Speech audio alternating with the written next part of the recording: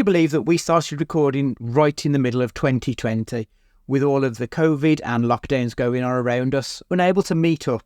So like many a young gentleman, we turned to the internet for our entertainment. Tried to find a place where we could meet up and talk about the good, the bad, and that time that Stu saw a pelican on the canal.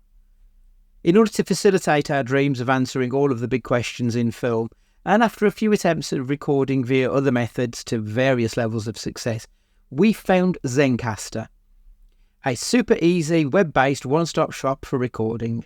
Log in and you're ready to record in a matter of seconds. It doesn't take a tech genius to get high quality audio or video. And on top of that, the one time we have had an issue, the fact that the multi-layered backups are stored locally means it's easily fixed all in browser. There are plenty of tools you need when you start podcasting, so let Zencastr take that headache away as it offers a place to record, edit and distribute all from one website. Any lazy bones Jones can pick up and play and have studio quality audio or 4K video put out for the world to see when using Zencastr. Go to zencastr.com/pricing and use our code CAGEFIGHTING and you'll get 30% off your first month of any Zencastr paid plan.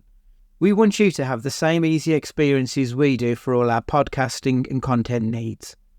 It's time to share your story. And now, hit the music.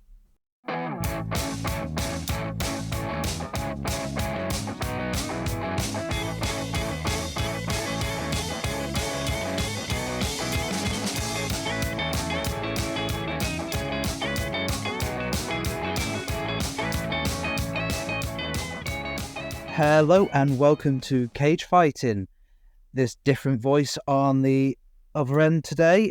This is Ash Dolan, and here are the other guys. Hope you're all doing well.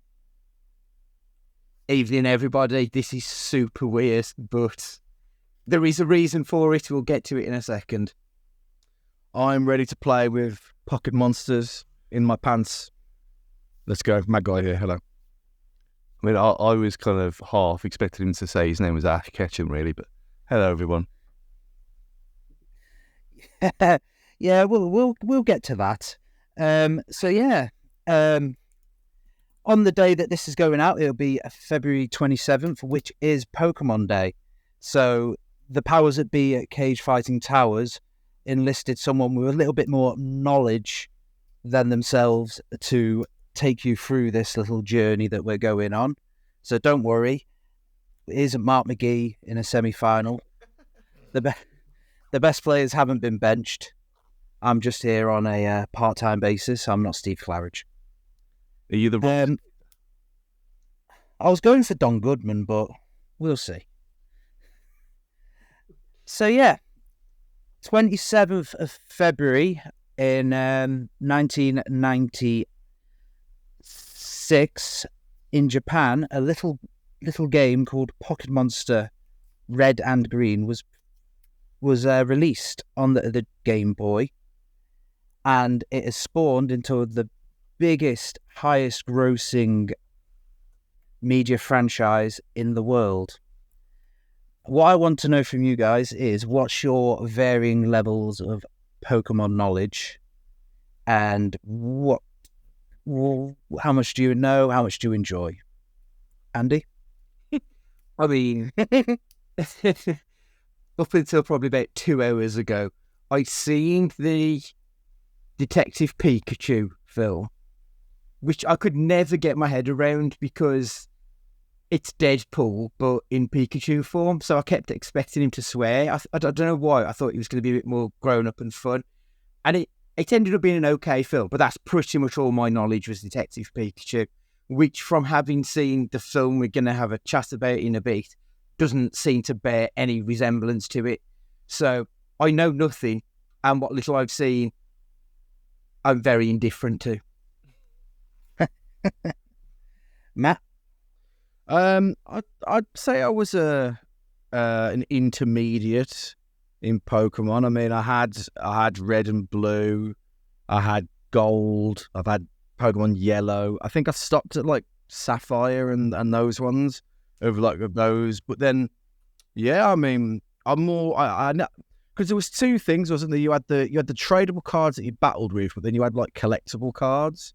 And I had the collectible cards back in the day. I played like Pokemon Snap and Stadium and all of those as well. So yeah, I was a big fan of Pokemon. It's played a pretty big part in my life up to a point, and then I think professional wrestling took over. Like it was like handing over the baton. And then I kind of just stayed with it. But when Detective Pikachu came out, that was big news. It was something I was really looking forward to. And then the renaissance of Pokemon Go, that was a huge thing as well. So yeah, I'd say I'm pretty well versed in at least the 151. Maybe like much after that, I'm not as au fait with. I thought when you said that you kind of graduate, I thought you were going to say you grew up, and then you said you watched professional wrestling instead. So, so are we taking shots that early on, Stu? Is this how it's going to be? I mentioned on, well, how long are we in there? 4 minutes before some kind of nonsense happens. Let's just get it out there, because I don't think Chris is going to put it on the fan casting. I was talking about how there was a time at university when I accidentally, when you go to, everyone's had to do it when you go to the shop and you have to buy the lady pads. And it's a terrible experience. No one really wants to do it. And you always get looks, regardless. Obviously, modern world now, 2024, whatever.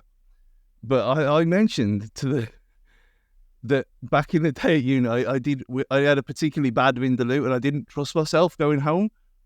And so I just had to borrow one just in case. And it was the most uncomfortable thing I've ever worn. You think no wonder they all walk around all pissed off all the time when it's Blood Month, because it's a terrible experience. But anyway, Pokemon. I had red. My brother had blue. Link cable to fuck. Great times. And then it kind of just vanished. And I didn't do anything else at all, apart from watching the series, until Pokemon Snap, which is amazing. And it does it.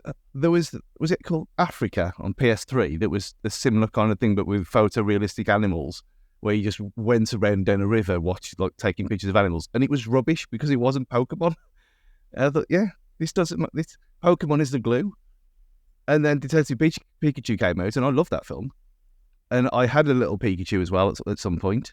He's in the loft. I could have got, if this was proper and fully video, I'd have made the effort to go and get him down.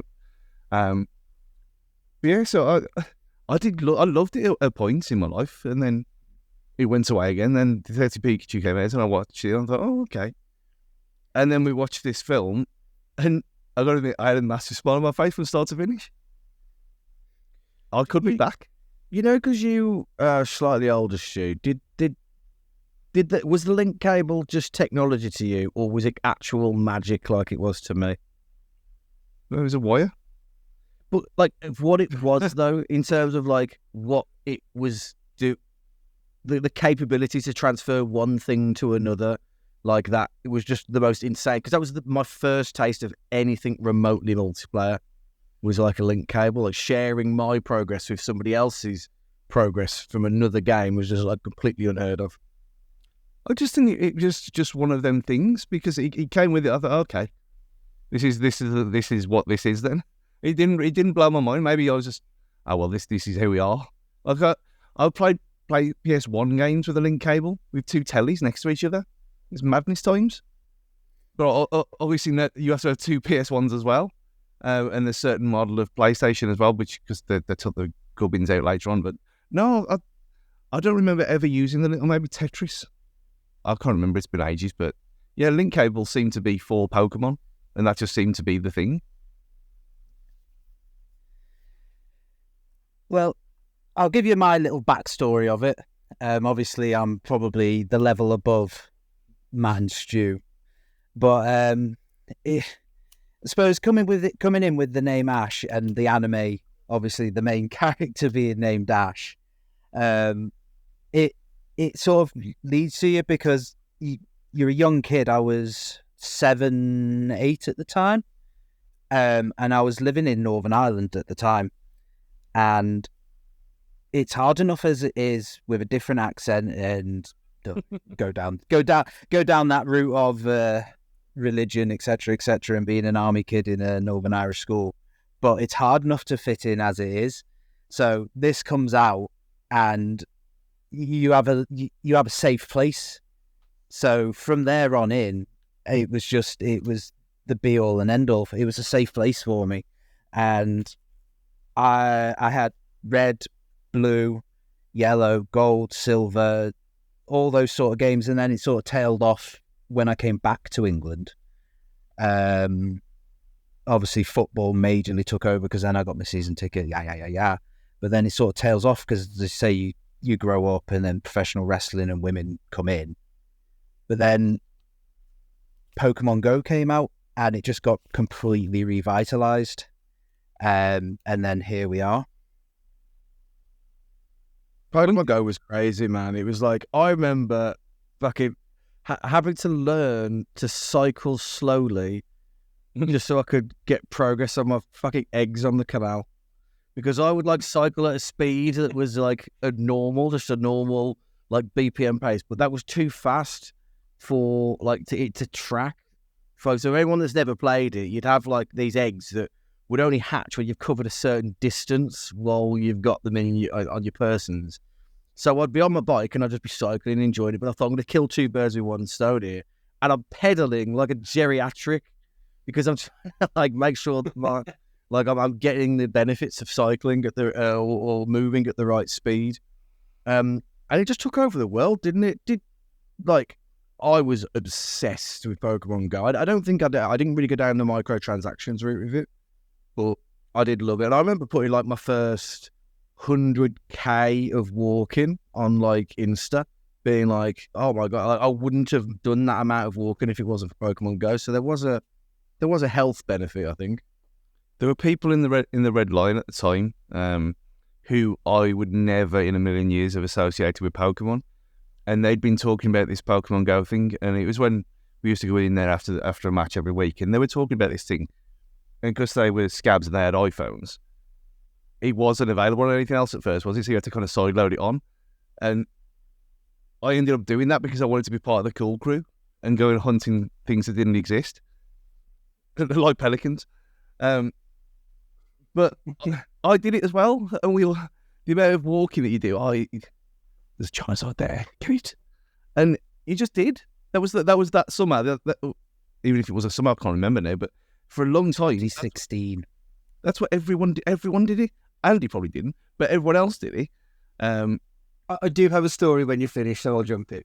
And it was amazing just seeing grown ass people who, if you rewind 5 years before that, you'd have been laughed at for doing things like that, but everyone did it. So my own experience with Pokemon Go, because like when it was out, I just started as an inspector in the job that I'm doing now, so I covered quite a few miles. So I'll give it a go. It was on my lunch break. I downloaded it on the phone. Couldn't figure out what I was doing. Deleted it. That was it. That's my entire experience with that game. There was one day I was out inspecting in the ghetto that is Warsaw, and these kids they were walking down the street trying to do whatever on their phones.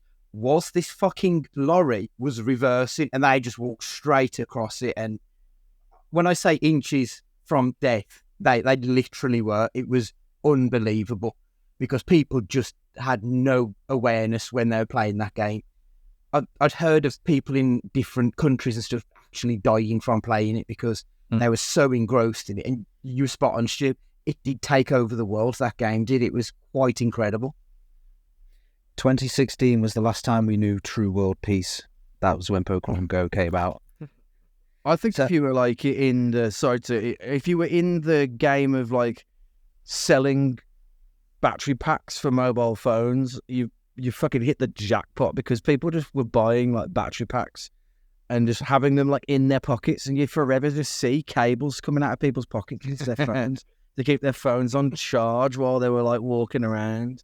And you'd always tell someone, like, so whenever I got into geocaching, I could always tell someone else was doing it because no one walks with their phone completely like horizontally unless you're geocaching, because there's no need. If that was not a real compass, people hold it like that, but you could just tell when people were Pokemon going because they just have a haze over them of complete ignorance to everything else that's around them. and you just see loads of like charge ports coming out. And there was that guy on some like Chinese guy that had about 50 phones on his bike, and he was playing Pokemon Go. It's just one of the most incredible things. Hilarious. So we'll have a little bit of story time. As an experienced Pokemon Go player, I'm level 50 now. I've travelled across the world playing Pokemon Go, and I've been to the many events that they do. Last year we was in New York on the official Pokemon Go Fest. We've done Dortmund before the world ended, Berlin, Seville, which was crazy. We did Seville, it's called Savari Zone. It was the week before the Europa League final. So at one point, like on the Tuesday, you had 100,000 Pokemon fans meeting however many Seville and Rangers fans.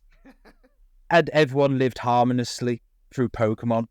I sat there and talked to a Rangers fan at the event, and he said he couldn't believe his luck that he booked the tickets to go to the event, and then Rangers somehow got to the Europa League final in the same city. He couldn't believe his luck. He'd won the jackpot. It was fantastic. But yeah, I agree with all you guys. You see these people. I met on one of the days out, met an old man playing Pokemon on his own. He downloaded it so he could play with his grandkids. His grandkids had lost interest in the game, but he'd stayed, so he kept playing it. And he just saw it. He found it as a way to go out and meet new people. It's superb. Speaking personally for myself, it came out. It came out 6 months after I got divorced. And my divorce hit me hard, and I suffered from anxiety and couldn't go out. But this stupid little video game on your phone brought me out. It cured my social anxiety just because I'm playing Pokemon. So the world good it's done. It's fantastic. Nothing's really caught fire since. They tried to do that Harry Potter one, didn't they? And it just didn't really work. And nothing's really been able to catch the same fire that did. And I remember that the church over the road was like, it was I don't know, it wasn't a gym, it was something else. It was like a spawning thing for it. And then like people started getting really pissy, didn't they? If you were like at a location that ended up being like a gym or something like that, people complained and all sorts. Did the one-legged man play Pokemon Go? Maybe he did. Maybe that's why he was all on the move so much. Maybe that's why he's got one leg. Maybe that's why he's got one leg. Yeah. I remember when I hit a geocache over the road so I could see it from my house. And when it went live, I swear to God, within 15 minutes, somebody had like fucking scrambled over there to be the first person to find it, like a tramp on a bag of chips. They were literally just like flew over there and were like, and like I knew what they were doing, but for everybody else, it looked like they were just hunting for rubbish. Is Pokemon Go more acceptable than geocaching though? Because that one that you sent me to with that mouldy lamppost, so there's a geocache over there. Other this is for losers. Well, strike number 2, Stu. I think the sell for geocaching is probably a little harder because it's in its purest form. It's going and finding Tupperware in the wild that may or may not have sprung a leak and is wet throughout. Whereas Pokemon at least has an IP that people have heard of, so it's probably an easier sell. With the geocaching, like when you've been and picked shit up, do you get to keep it or do you have to put it back? So there's like swappables in them, so you can swap like little trinkets or what have you out. And often there are little things that like want to like they've got their own code on, and every geocache its coordinates are logged. So if I had a little figure of you, Andy, and you said I want to go to wherever you want to go, Cannes Film Festival, right? And I could pick that geocache little Andy, and it's got a little tracker on it, And the tracker, all the tracker is just what its unique code is. And I move it to, I go in the van and I go and leave it in one in Normandy. It will recognise by putting the code of that trackable in the journey it's made, because it's in between two coordinates. So it will have a map and you can see where it's gone and how many miles it's travelled and stuff like that.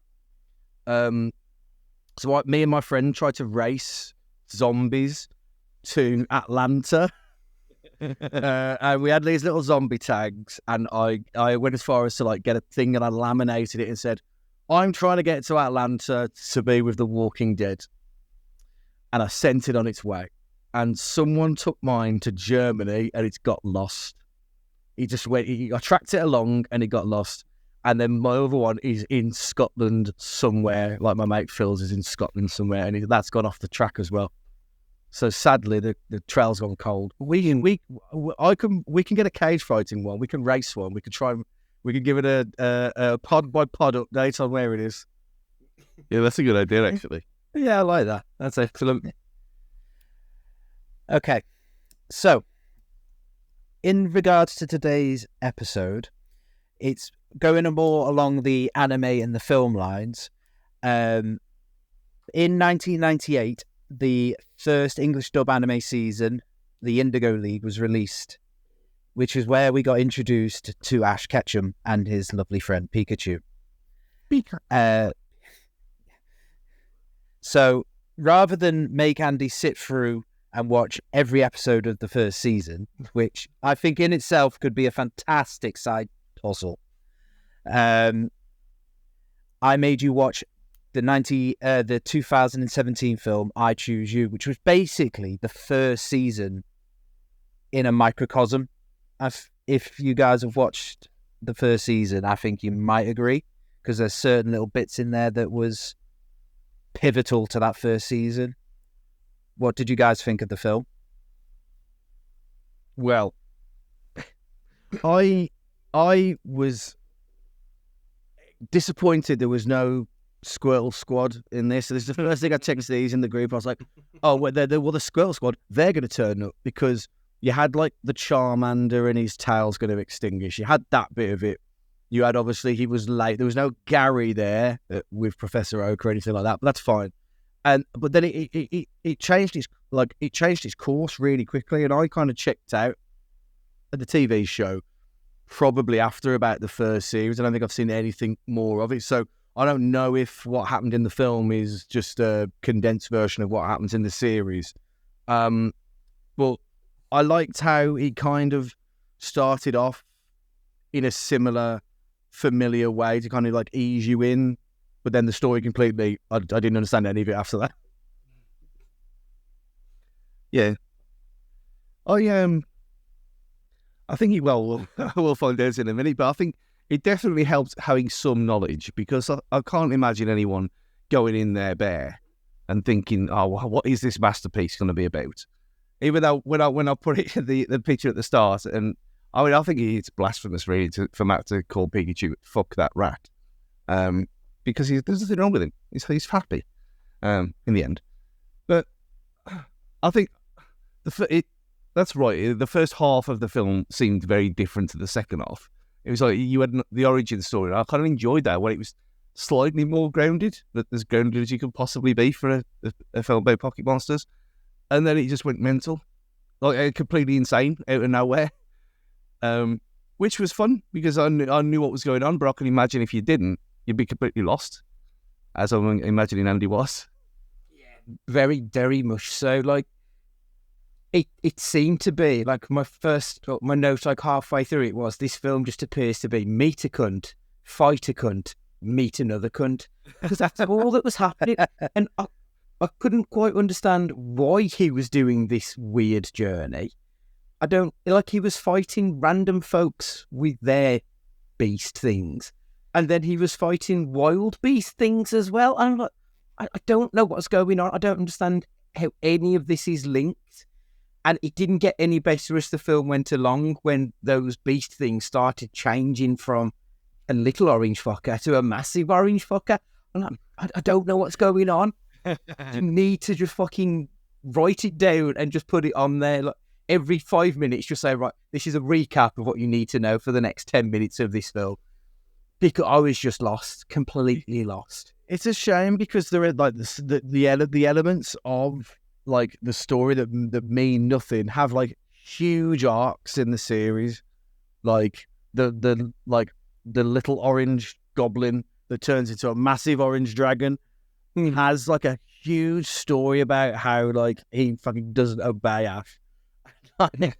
And there's loads of bigger like stories that don't get explored in this 90-minute film, which is a shame really, but I'm guessing this is for people that love the product, not to be introduced to the product, because this had a feeling of like a Scooby-Doo episode where they've drafted in like NFL players and it was like an extension of an existing beloved IP as opposed to like, you know, an origin story. I feel like this was complete fan service to an extent to make those people who experienced it in 97 give them that feeling again of like when he catches Caterpie and he releases Butterfree off with his mate and you get the tears. And they say with Charizard, with Charmander, and he's on his rock and he's about to die. It did feel like a lot, 90 minutes or however long worth of fan service, but trying to keep some of the things in, but they missed a lot out. And I do get the criticism because a lot of it was there was no Brock and Misty, and they introduced these two new noobs who you have no affiliation with. And for me personally, the fact that James and Jesse and Meowth are just there as just comedy, and they are comedy, but they're just there in the back and they just get pushed away every so often. It's like, at least give them one fight. Is that the ones with the R on the t-shirt? Yeah, Team Rocket. Because I couldn't understand why that cat thing was talking like a normal human, where all of the other ones could only say their name. Well, I didn't.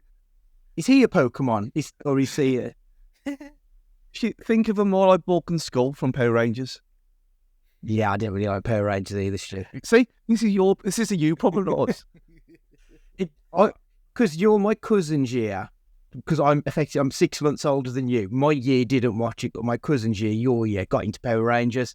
So I think that was the cut-off, was I was the year above, and it just never permeated our circle of friends. You never got VR Troopers either. It's a shame. I think he'd benefit, Andy, from watching the first series. I genuinely do, because they're like 20-minute hits of nothingness. It's no different to watching like an episode of Modern Family in terms of like, you know, the time-wise or anything like that. And then the stories are fleshed out so much better. Like, it is a genuinely good show with some fun stuff, like, you know, to it. I just think that trying to like cram that into 90 minutes and then do something original with it, like, I genuinely thought it was going to just be a retelling of series 1 in 90 minutes, where it wasn't. It was this original plot that didn't make a lot of sense to me. If I'm like, as a film, it's pretty bad. You know, it's just like how the plot goes, like the weird change in animation style, like just in random points, like when like Roman Reigns comes out in 8K, or like with a dart player, for some reason they have the camera now at the darts, but not when they've had the entrance. No, when they're leaving the stage being interviewed at the darts these days, which is a strange one. As a film, it wasn't fantastic, but I do think you'd benefit from watching the show. I genuinely do. Maybe, because there's that bit with the butterfly thing. Like, he rescues it, and then it leaves in literally the next scene. And he's like, but we're such good friends. I'm like, you've known you about 20 minutes, if that. So I couldn't quite understand, because it seemed to just jump from little bit to little bit. And it did feel like there was a lot missing that was there. So maybe it is worth a watch. Is the animation as good in the original series? Because I do think there's parts in this where the animation did look fantastic. Or does it look very 90s now? Does it look... It's dated very badly. It's dated very... It is of its age. But of the time, it was fantastic. But yeah, I second what the guys say. like every episode is pretty much an introduction to another different Pokemon, but the story just follows along, and you got his team, and he gains his team, and you grow to love that team. Like we can name every single member of that first team, like off the beat. And the Butterfree episode is one of the best episodes of TV by far. The Bye Bye Butterfree episode is superb. What did you guys think of the ending as Ash is about to get absolutely fucked up and Pikachu speaks? Because, oh boy, I've got some fucking words about that moment. No. Oh, it was great, was it? I mean, it was one of those where I've got to be honest, I can't say I committed my entire concentration to this film all the way through. And then I heard a voice and I looked up from my phone and I was like, what is going on here? And then Pikachu speaking. And this isn't like Lisa Simpson at the end of the credits of the Simpson movie, like just saying like one word. This was like a full on like speaking with an accent. Yeah, it was weird. I didn't really like, and again, I wasn't really paying that much attention to. Did he die and come back, Ash? Was he dead? Was he a ghost? I couldn't quite work it out. Because someone cries on him, doesn't he, in the show at some point? Isn't he frozen or petrified or something? It was the first movie, the Mewtwo Strikes Back, when you get the infamous Mewtwo quote that I think even Andy has seen. Was it? I think Andy's even sent it to me. Like, how the fuck is this Pokemon? like some of that Schindler's List. Was it Mewtwo or Mew? That I see now that the circumstances of one's birth are irrelevant. It's what you do with the gift of life that determines who you are. That's from a fucking Pokemon. I didn't know if the ending of this was like a nod to that, which is where he felt like he'd been sacrificing himself or whatever. Yeah, I think that was another nod to like condensing in the first series and the first film, like Ash sacrificing himself for the Pokemon or for Pikachu in this sense. But yeah, he gets hyper beamed to fuck. He gets eviscerated. And fucking superb. Even I was going, see you, nerd. And then the power of love survives. Cool. I mean, Pikachu was quite flirty throughout the whole thing. I mean, I said to you, Ash, like, I think my first note on here is that Pikachu seems a coquettish little bitch. Because he was very flirty with him, even though he couldn't speak the language. And then at the end, he's like, I don't want to go into the ball thing because I want to be with you. And I'm like, are they going to fuck now? Is this where this is going? It was very strange. Yeah, I don't think that was going to happen. I did think he was dead though. Like Matt said, I thought he was dead. That's why you could hear his. Because it's like an I am Groot moment where he suddenly understands what he's saying. I thought he was dead, and that's why he was imagining that he was speaking to him, because it didn't make any sense otherwise. Speaking completely Pokemon nerdish, they always say that the trainer can hear the Pokemon, can understand the Pokemon when they're like linked in that sense. And I think that was the film trying to let you in on that sort of, we're now with Ash linked, that we can understand what Pikachu is saying. But it's absolute garbage. Pure garbage. In my screen, there was about 4 adults and about loads, obviously, a lot of kids and like all the Pokemon nerds.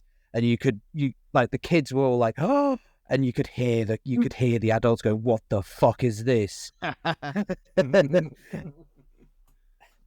And a lot of them tried to be quiet, and then there was just me like, this is fucking bullshit. Nah, this ain't on.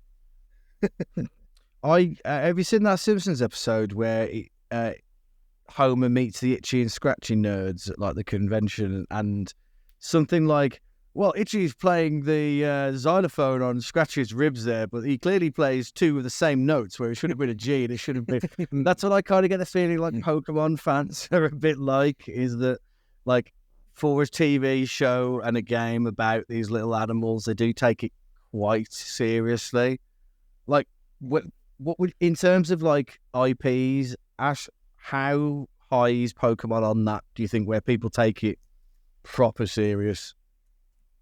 I've once nearly witnessed a fist fight on a train because, so for Andy, you know the three dog-looking creatures in the flashback, the Raikou, Suicune, and Entei, sort of big dog-looking creatures. They were in the film. Yes. Yeah, those three big dogs. Basically, there was a discussion, an argument, and they were saying they're dogs and they're cats. They're dogs, they're cats. And it escalated into a massive, near enough fist fight being pulled apart. That's the level that we're talking. It's superb. A story as old as time. Well, to be fair, you say taking it seriously, they do have, for the games, they have European and World Championships for the card game, the video game, and for Pokemon Go now. So that you can go to championships, you can go and battle, and then you can go to your European Championships, which for the last 2 years have been held in London at the XL, and I've been in attendance. I had a question about the fight things. Because the film opens up with them at a massive Wembley-style arena with them fighting, having a match, whatever it is. Yeah. And it seems to be laid out on what looks like a football pitch. Yeah. But there's no ball or anything. So I'm like, what? Is there a significance to that football pitch? Or is it just to have something there? Like, what was that about? Because at no other point, like when they're having fights in the back garden or whatever it is, there's no halfway line or anything. So I'm really confused with it. Like, I didn't know if there was any significance or if I was just looking for something that wasn't there. Pretty much. But it's basically just the arena of like the one bit that looks like a penalty box is where the one trainer stands. The one that looks like the other penalty box is where the other trainer stands. And that's sort of the battle arena. It's like your ring, just with no ropes. Right. That's where you're meant to fight, but then you've got your flying types just fly off. Fuck off. So it's kind of irrelevant. Yeah, pretty much. That's like New White Hart Lane, and then the other ones are like AFC Wolverinians. Like just the different levels of it, I think. So you say it's like a Wembley looking place. So each game is based on sort of a country, and not the latest games. The one before were based on England or the UK. I'm just sending you a quick picture now, if you look on your phone, and that was what the stadium was. That's what the final stadium is. So, I mean, that looks like a giant vagina, if I'm being perfectly honest. Are you sure that's fucking? It's just that's best they can do to make it look like Wembley at all, with the arch and everything. It's a big pink hole. I mean, it's fun to look at it, but yeah, it literally is. That's yeah. Oh wow. Yeah. Oh wow. I thought like my phone was giving me targeted ads for something. Helen, those guys would know. That is just one massive big pink hooded hole. Oh. So the flowers flip out as well. I did have another question about the fighting thing. So when they were fighting, Ash just kept shouting, like, do the electric thing to the rat. That's what he kept saying to him. He was like, that electric move, do that. Like, is he a fucking idiot? Does he only know one thing to get them to do? Or, like, is he a basic bitch? Because the other guy seemed to know a little bit more, whereas he only told that and the orange thing one move each time. I couldn't quite, like, isn't he supposed to be training those things to go and fight, not just listen to his orders in the fight? Ash is an idiot. Oh, okay. Plain and simple, pretty much. Ash goes through these years on a wing and a prayer, pretty much. Because he only ever has like 6 or 7 Pokemon at the best of times. And they only ever use like 3 or 4 moves between them. But he seems to just survive because he's got the most overpowered Pocket Monster going in Pikachu. Right. Was it like massive news where he finally won, like last year or something? Well, I was going to get to that, but on his 25th anniversary of a 10-year-old trying to become the master of the world, he finally did it. And if you saw the videos, when they did the premiere of that episode where he finally wins, they showed it in Tokyo, and the city went to a standstill. They showed them on the TV, the big screens in Tokyo City Center, and everyone has stopped. There's no cars moving. They're all watching him finally do it. So is that beating the Big Four? Is that what he did? I thought he did that years ago. Or is this something else that he's done? Is this like he's won the Champions League in the past, but now he's won the World Cup? He'd never won a world championship. He'd never won the big one, like the Premier League. He'd always had never had his WrestleMania moment. No. He'd won the League Cup. He'd won the Intercontinental title every so often, but he'd never won the big one. And they finally gave him the big win, and then they promptly retired him. But if you guys ever look for that series, it's now on Netflix. The final episode where he finally wins, it was the most stupendous bit of television that they've ever come up with. In the English dub, they have a whole cutscene where it's it's Pikachu versus the big boss's final Pokemon, and he knocks him down, and Pikachu falls, and then he has a whole memory scene of all of Ash's different sets of Pokemons from the different series, and they're all geeing him up. And as he rises up to give it a go, on the English dub only, they play the original theme song, the I Want to Be the Very Best. And I'm not afraid to admit, I was in bits, absolute bits when that occurred. That was the 7-year-old kid in me seeing his boy fucking finally do it. On IMDb, that episode is at a 9.8 on IMDb. That's incredible, to be fair. Yeah, I was just trying to find it, but then I realised there's over like 1,200 episodes of. Season 25, the finals, part 4, partner, 9.8 rating. It's unbelievable. And it wasn't even just like a single tear dropped. It was ugly crying. I couldn't speak. I can't speak. I can't speak. So the next thing I'd like to talk about is possibly sort of the future, the present and the future of the Pokemon, sort of the universe.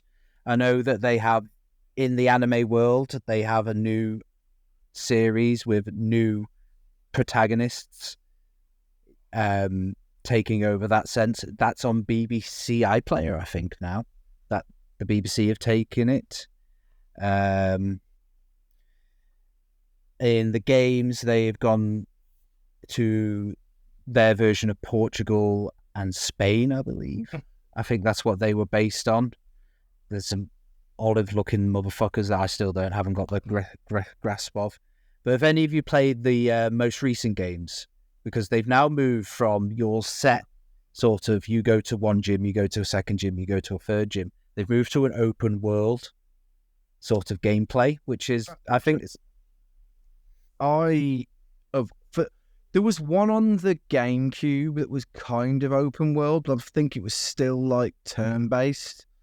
And I remember playing that and thinking this is revolutionary. And I'm not saying like I need an Elden Ring version of Pokemon where it's like insane or anything, but I would like a more like a proper open world one. But I'd also find it like, with there being how many Pokemon now, like well over 1,000, I kind of almost would want it to be just the original ones to get me back in, because I'd have no idea who these things are.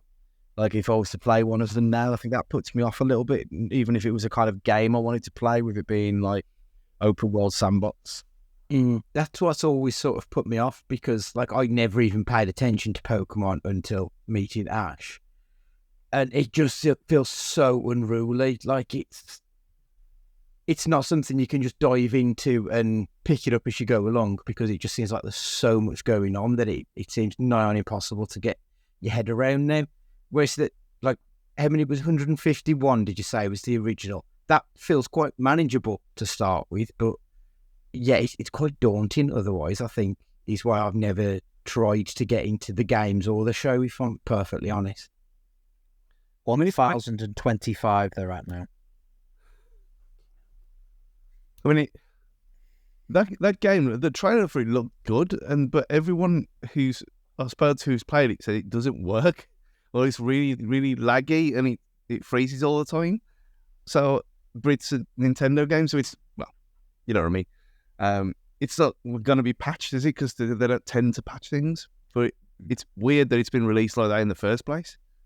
So this one actually does intrigue me because it's different. But it'd drive me insane if it doesn't work properly. The way Pokemon works, it'll be that they won't fix this one, and they'll try and put it in. They'll try and improve it for the next one, where they release another 100 and however many Pokemon. And then it just builds up and builds up and builds up. Have you played any of the remastered ones? Because that's what they've started to do now. They've started remastering the old ones, which have been quite fun, to be fair.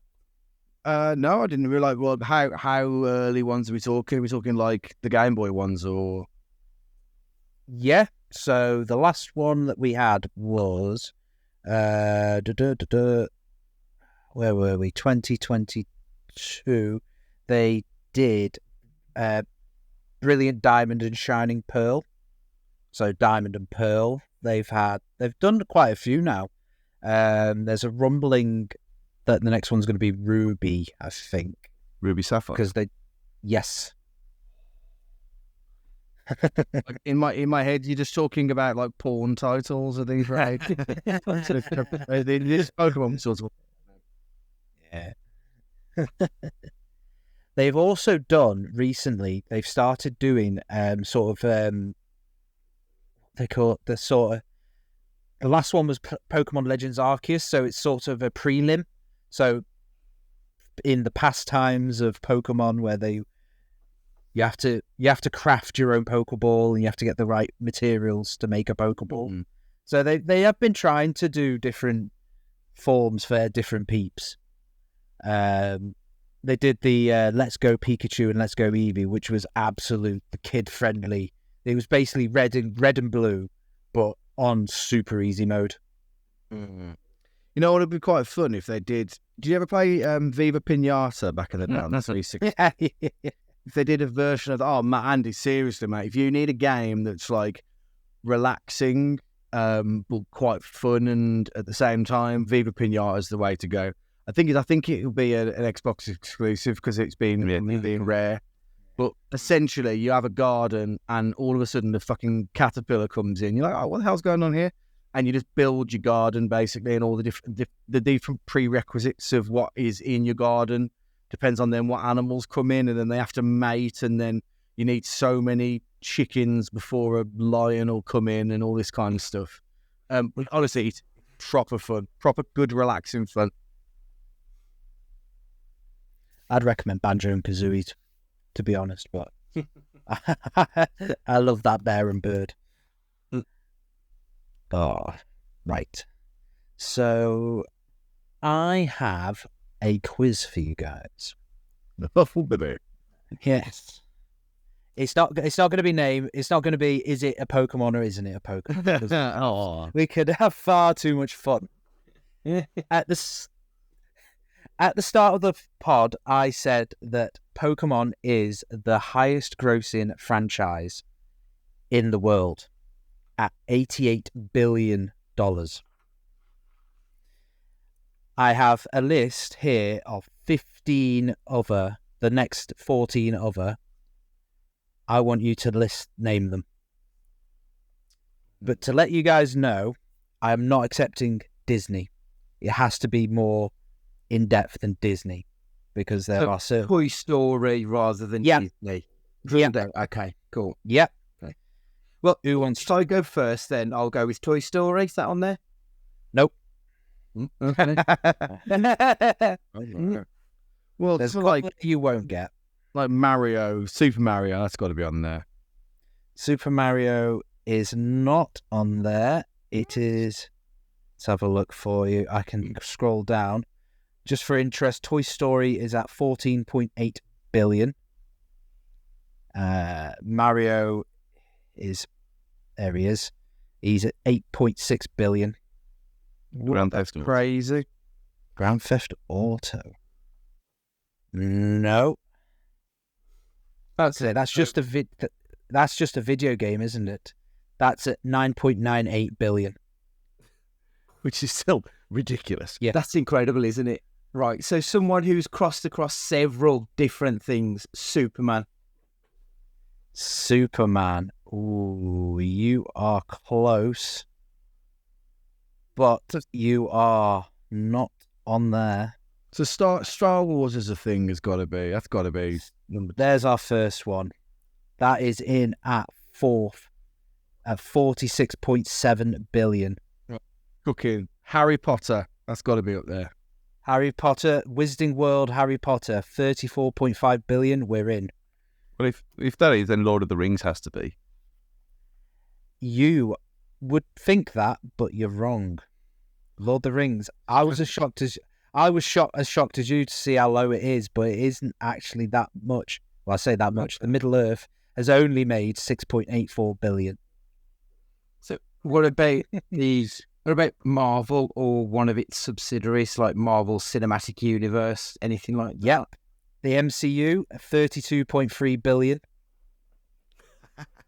What about Lego in all its forms? Because obviously you've got the games and you've got the films, and then you've got its own thing anyway as a product. Lego's not on this one. Batman. Batman is just out. No, it's in, actually. I'll tell a lie. It's in at 29.6. I would have thought Superman would have been above it. What about Transformers? Because that's got that crossover appeal with the Far Eastern audiences. Just in at 25 billion. I'll give you the two that you won't get. I'm pretty sure you won't get. You've got Dungeon Fighter Online. No, 22 billion. I've never heard of it, and you got Pan Man. no. 38.4 billion. Well, I thought like the FIFA franchise would be big because of but it's just a game. There's no FIFA is a product, isn't it? You know, it's an organisation, not a game. Oh, but WWE, surely that's got to be up there. What about Legend of Zelda? Zelda. Ooh, Zelda's a good shout. But it's not. It's So there's something that's bigger than Zelda, Mario.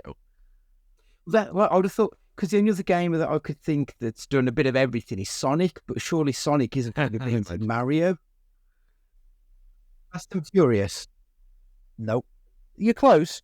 You're close with the premise. Cars. Yeah, there you go. I was about to say it's the one thing that I always kick off about, that they've got one good film and 110, 18, and 16. you've got a comic book franchise. Spider-Man. Spidey. There you go. At 25.4 billion. You got you got a video game. You've got the biggest film of last year. Barbie. Yeah, Barbie, of course. 33.9 billion. Phil, when you said last year, I was still thinking 2020. Yeah.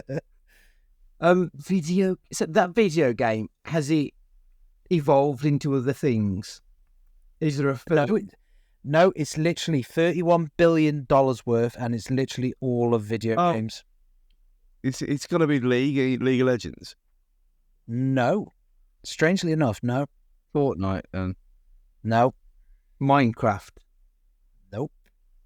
Came out in 2003, and Warcraft. Nope. COD. COD. Call of Duty. 31 billion. I'm amazed that. Then again, they had a lot of games, didn't they? Whereas sort of GTA's only had a handful. So yeah, I sort of get that. Still a fucking lot of money for something that doesn't seem to evolve as a game. People buy one every year, and it lasts for what, 7 hours a campaign, and then you're just killing your friends every year. So it's only like going to watch the latest Fast and Furious, which we do every year. So Yeah. it's probably the same, just in game form. Okay, so you got a couple more, and they're all in the one umbrella of the mouse. So is Mickey one of them? Mickey is number 2 on this list at 52.2 billion. Who even watches Mickey Mouse anymore? Doesn't make any sense. But I bet, like, if you... Like, they sell ears at those parks for fucking so much money. Yeah. So, yeah, sort of get it. I do have the sort of the list of the things, which I'll get onto Pokemon because one of these will tickle you. But Mickey Mouse, his retail sales are 51.66 billion. Of his 52.2 billion, 51.66 is of merch. Yeah, that makes sense. Yeah. The mouth shit. Look, isn't it? Yeah. Merch on something that's nothing. It's an idea. Yeah. So what's the game that's... You've got free. I can't remember if you've said this one, and if you haven't, you're a disgrace. Came out in 1977. Did we say this? Star Wars, yeah. Star Wars, yeah. It's okay. Yeah. Yeah. So you've got 2 more. One that came out in 1924. For 100 years ago. Yeah. 100 years ago, from 100 Acre Wood. With Pooh. Winnie the Pooh. Oh, we only talked about that the other day. Yeah. 48.5 billion worth of bear.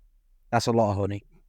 Do you go Winnie the Pooh, Ash? Because this is a thing that Andy has been talking about, that he's now embracing Winnie the Pooh life of just wearing a hooded blanket and nothing else.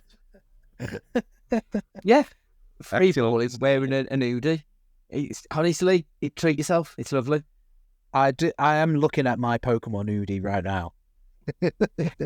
She's really, if you're free balling in that, then maybe Pikachu is loving you in that the way they only thought. Wow. You got your last one, which I don't expect you guys really get, but it is Disney. It's the Disney princesses. Oh, okay. Right. Of the 88 billion on this list, we've got 4 different sections of where the money's come from. Licensed merch was at 80.8 billion. The Pokemon mobile games, 6.13 billion. The box office, 1.156 billion. Can you guess what the last 3 million of Pokemon's revenue is? It's going to be something stupid like cereal or something. McDonald's toys, I'd have thought. Something along those lines. The jet aircraft livery sales. They've made 3 million just from the planes. They've done up the planes, put Pokemon on them, and they've made 3 million from it. It's literally printing money. Right. So I think that's probably enough Pokemon for everyone's taste for about 27 years. So we'll come back in another 27 if any of us are still coming. I'll hand you over to Andy, back to your regularly organised programming. Thank you very much, Ash. Much appreciate it, because I know how daunting it is to step in and lead a podcast when it's we've been doing it so long. So really do appreciate it, Ash. Fantastic, thank you. Right, we're gonna have a little break and then come back and discuss Madam Web as just like a little, say, 10 minutes at the end of the podcast. Matt, have you seen Madam Web? Nope, and I won't. No. So I'm going to fucking check out of this one. That's fine. So, thanks for joining us, Matt. Would you like to say goodbye? Take it easy, everybody. Look after yourselves. My podcasting days are numbered, so this could very well be my last one for a while. Probably get a games casting because I know Andy's jet setting and we need to fill the void while Daddy's away. So I'm sure me and Stu will get together for that at least at some point. But yes, look after yourselves, everybody. Have a good week ahead.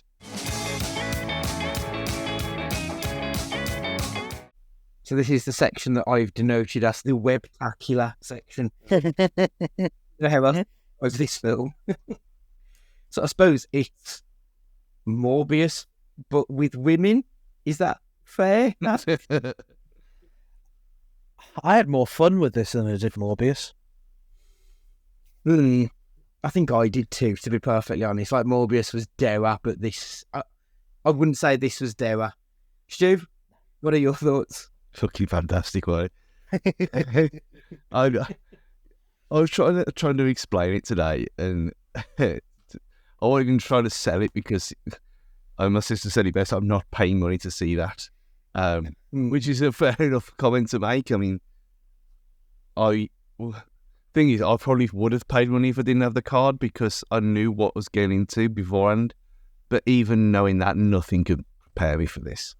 It's like I said on Twitter. It's seen to be believed. It's genuinely one of the most baffling things I've ever seen in my life.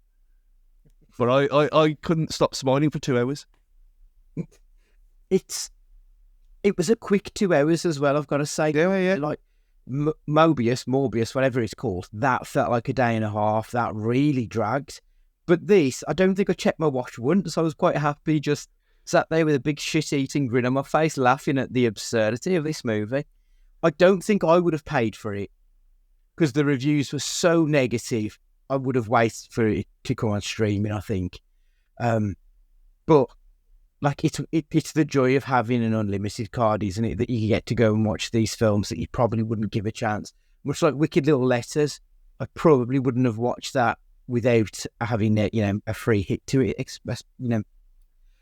And it was well worth the effort. Obviously, the reviews of Madam Web have been fucking dreadful. Like, there's no two ways about it. It is. A lot of people have said it's the worst film of all time, and that's just categorically not true, is it, Stu? Like, it's not a good film. Don't get me wrong, but in the pantheon of terrible movies, it's not really that low, is it? It's not, like I said at the time. It's when I came out. It's not even the worst comic book film of this decade. If you want to break it down to things, it's not at all. It's a terrible, rubbish piece of nonsense, but it's not the worst film ever. I mean, there's loads of films that are boring, or the ones that are highly rated but you just don't vibe with. They're worse for me. This is ridiculous, but it's entertaining. So it's what you class as worst. Even The Room, we all know about that. We've talked about it over and over again. It's got its redeeming factors to it, even though it is terribly bad. But this is... You can't say that about this because it's funny. And I haven't stopped smiling since. And you think, oh, shall I go and see it again? No, I really shouldn't go and see it again. And I want to go and watch June Part 2 this week. I don't want to... And that Letters film looks interesting to me. Mainly because Olivia Colman, obviously. But I can't wait for this to be available to watch at home, because as soon as that happens, I'm watching it again. I genuinely loved every single minute of it, but for all the wrong reasons. So for that point, it's not the worst film ever. Not at all. Ash, the reaction from, it's mostly, let's be honest, dude bros who've got YouTube accounts, has been very, very negative, hasn't it? Like, do you think it's been, like, overblown? They need to just go out and touch grass, don't they? Because you just need to go and enjoy yourself. Like, for all these other films, like, you see these people saying about the Marvels or Eternals or whoever, these masterpieces of cinematic thing. Just go and have fun. It was shite, but I was never bored.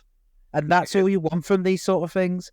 In this day and age, like, you can, if you want to go into an Oppenheimer, go and you know what you're getting. But if you want dumb fun, this is dumb fun.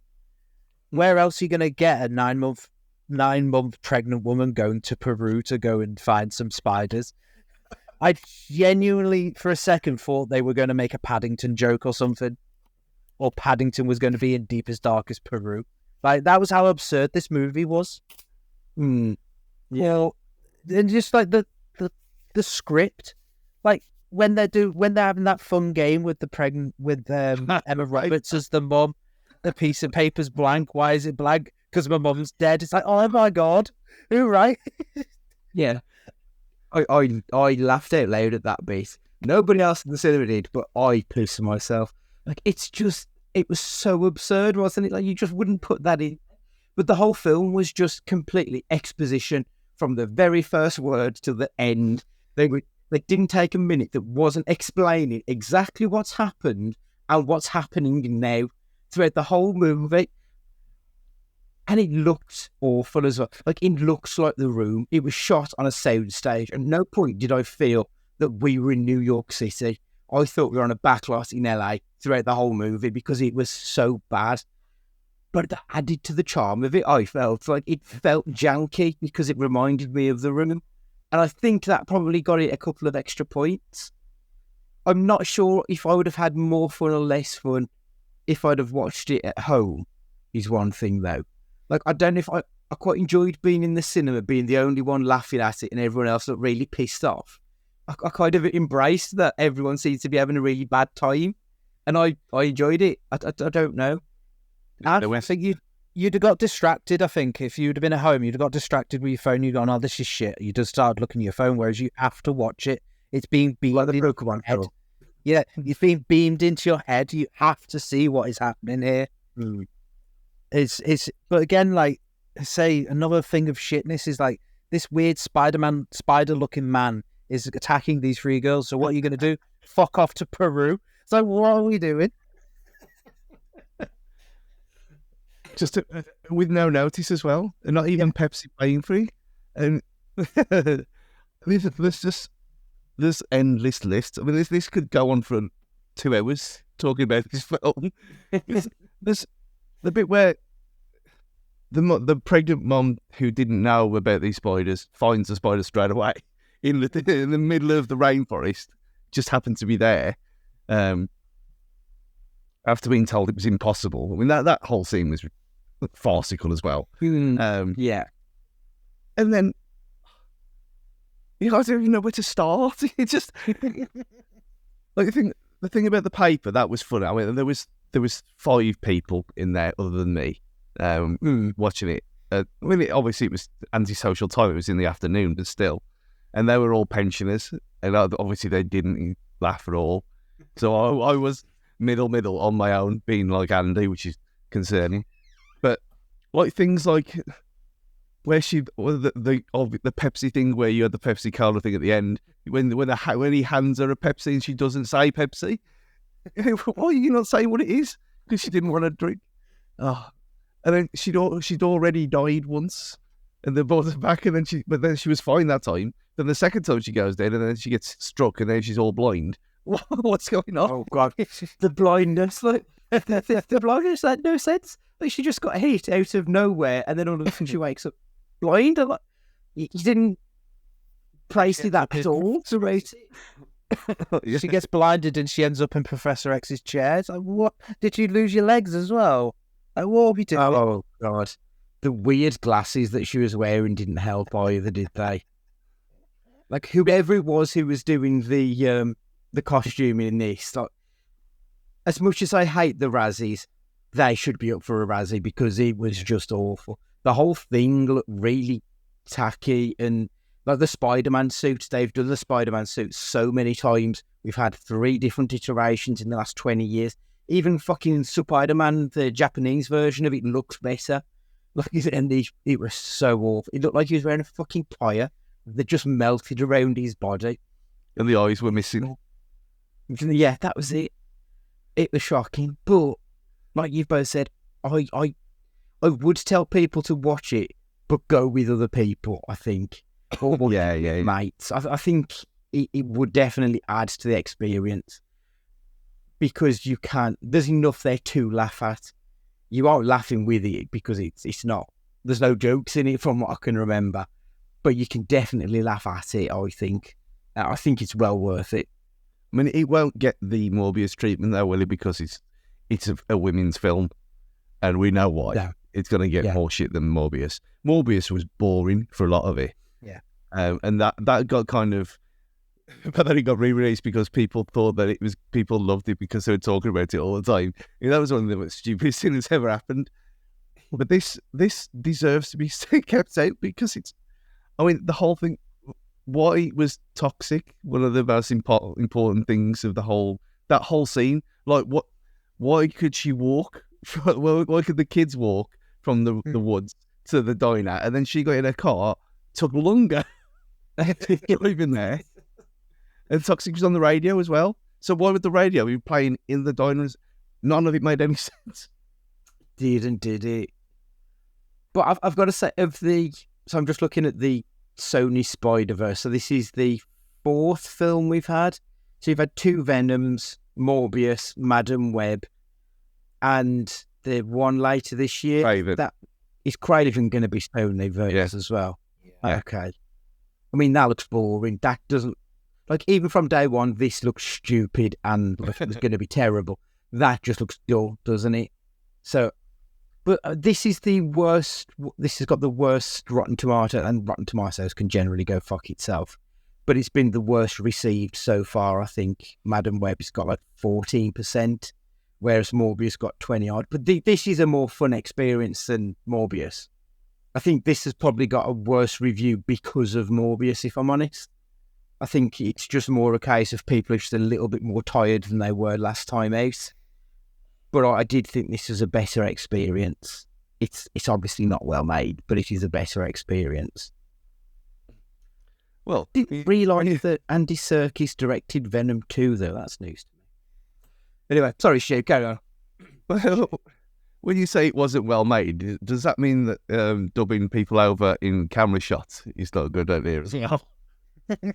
I mean, I said to you guys that in the room, whenever Tommy Wiseau talks, when Johnny talks, he re-records everything in ADR. He goes into a studio and re-records it because he's worried he can't be heard on camera. And they did that with the villain in this. Throughout the whole film, everything was re-recorded. Even when there were scenes where he was staring at the camera, his lips weren't moving, but you could hear his voice talking over it. Like, the director did a very, very poor job with this, I thought, which is quite shocking when, as I said to you the other day, Stu, she worked on Succession, on my favourite episode of Succession as well. So, like, I do genuinely think that there are bigger problems to this particular film than who was in the writer and the director's chair on this. You know, you can tell, I think, that there's been a lot of studio interference, and that's why it's a very janky cut. Like, it is sort of all over the place, isn't it? There's not like a lot of coherent through going on here. It's all over the place. It's a superhero film without any actual superhero bits because that future stuff doesn't happen. Yeah, that's true. God, that's bad. Anyway, we won't beat around the bush. Ash, would you recommend people to watch this film? 100%. Yeah, 100%. Go see it, enjoy it, embrace it, live it.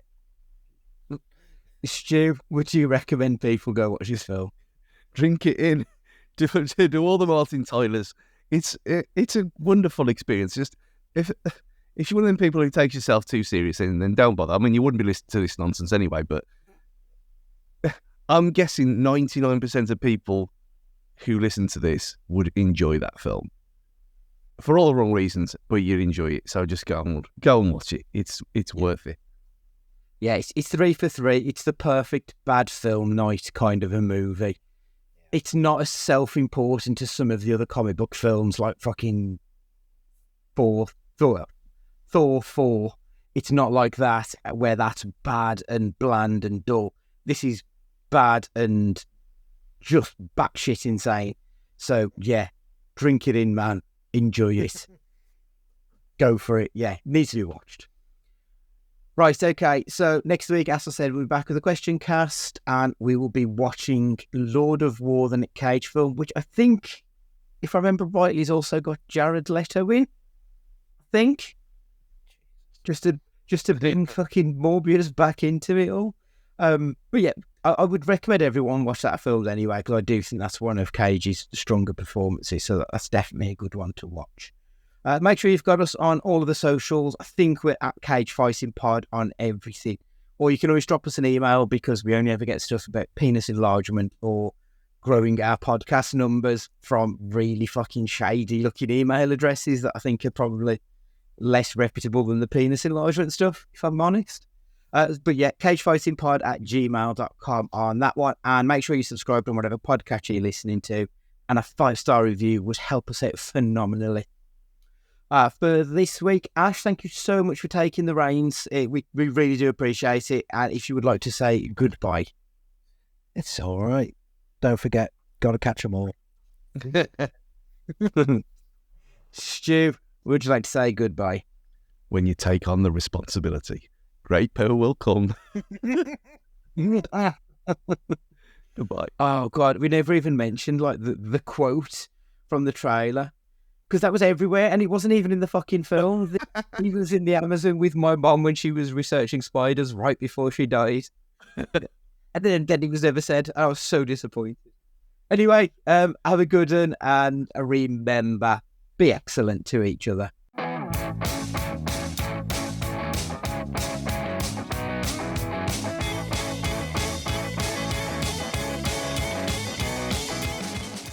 Pikachu!